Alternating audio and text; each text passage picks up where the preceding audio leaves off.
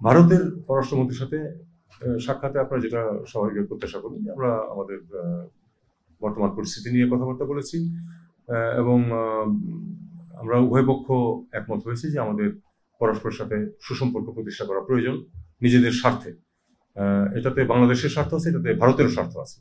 কাজেই আমরা এই লাইনেই কথাবার্তা বলেছি এবং ইমিডিয়েটলি তো সর্বোচ্চ পর্যায়ে যোগাযোগ সম্ভব হয়নি, কারণ আমাদের চিফ অ্যাডভাইজার যেদিন পৌঁছেছেন তার আগের দিনই চলে এসেছেন ভারতের প্রধানমন্ত্রী। ইয়েতেও কমনওয়েলথ হেডস অফ গভর্নমেন্ট মিটিংয়েও কোনো সুযোগ সৃষ্টি হবে না, কারণ ওখানে যাবেন না ভারতের প্রধানমন্ত্রী, উনি যাবেন ব্রিক্সে, কারণ ব্রিক্স তাদের জন্য কমনওয়েলথ হিসেবে বেশি গুরুত্বপূর্ণ। অবশ্য আমাদের চিফ অ্যাডভাইজারও যাবেন না কমনওয়েলথ মিটিংয়ে।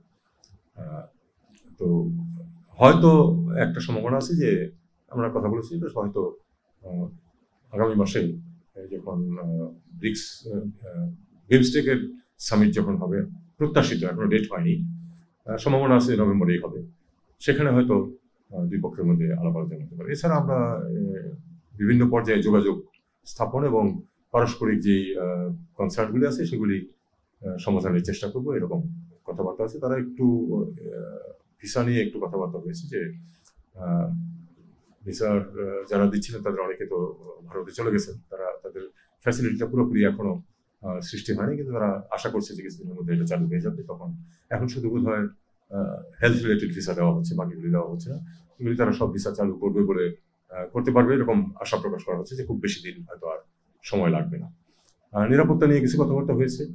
নিরাপত্তা নিয়ে আমরা বলেছি যে একদম প্রথম অবস্থায় তো সত্যিকার অর্থে সরকার ছিল না কয়েকদিন, যদিও টেকনিক্যালি সরকার ছিল, কারণ রাষ্ট্রপতি তো সরকারের মানে মূল ব্যক্তি, তার পক্ষ থেকেই তো সবকিছু করা হয়। তারপরেও পুলিশ ছিল না পথে অনেকদিন। তো এগুলির কারণে নিরাপত্তার কিছু সমস্যার সৃষ্টি হয়েছে, এটা আমরা মানে খুব ওপেনলি স্বীকার করি সবখানে।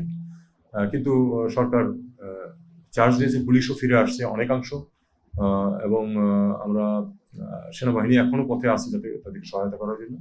কাজে নিরাপত্তা পরিস্থিতি অনেকটাই উন্নত হয়েছে এবং ইদানিং আমি কারো কাছ থেকে কোনো কমপ্লেন পাইনি, বিদেশি কারো কাছ থেকে। আমি তো অনেকেই আমার সাথে দেখা করতে এসেছে বা চিফ অ্যাডভাইজারের সাথে কেউ কিন্তু কমপ্লেন করে, এগুলি আমরা তাকে বলেছি আর কি। এইটুকুই আলাপ হয়েছে তাদের সাথে।